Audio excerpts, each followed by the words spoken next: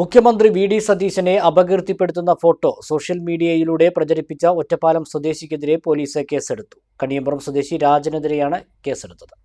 Block Congress president N.K. ജയരാജന്റെ പരാതിയിലാണ് Ottapalam police കേസെടുത്തത്. കഴിഞ്ഞ മാസം 29-നാണ് ഫേസ്ബുക്കിൽ മുഖ്യമന്ത്രിയെ അപകീർത്തിപ്പെടുത്തുന്ന രീതിയിൽ എന്ന് പറയപ്പെടുന്ന ഫോട്ടോ പോസ്റ്റ് ചെയ്തിരിക്കുന്നത്. കണിയമ്പുറം സ്വദേശി രാജനെതിരെയാണ് ഒറ്റപ്പാലം പോലീസ് കേസെടുത്തിരിക്കുന്നത്.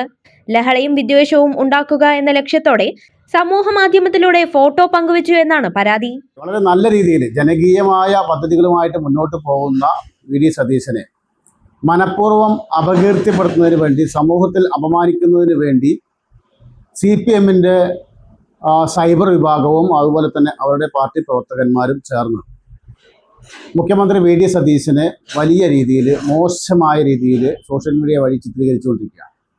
കഴിഞ്ഞ ദിവസം ഒറ്റപ്പാലത്തെ കണിയമ്പുറം സ്വദേശി, തോന്നൂർക്കര സ്വദേശിയുടെ ഒരു പോസ്റ്റ് ഷെയർ ചെയ്യുകയുണ്ടായി. ആ ഷെയർ ചെയ്ത പോസ്റ്റ് എന്ന് പറയുന്നത് പ്രധാനമന്ത്രി നരേന്ദ്രമോദിയുടെ ഷൂ കേരള മുഖ്യമന്ത്രി വി.ഡി. സതീശൻ നക്കുന്ന ചിത്രമാണ് അതിൽ ഷെയർ ചെയ്തിട്ടുള്ളത്.